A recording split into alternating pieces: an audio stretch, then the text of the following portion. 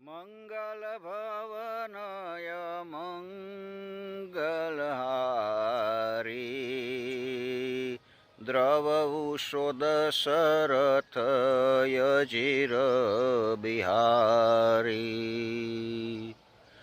રામકથાથી આપણને સ્વર્ગ મળે કે ન મળે, પાપ થાય કે પુણ્ય થાય, એ વાતને એક વાર મૂકી દઈ, પણ એક વાત નક્કી છે કે આ કથાથી પ્રત્યેક જીવનનું એક નવું આદર્શ, રામ જેવું આદર્શમય જીવન જીવવાની એને શક્તિ મળે છે।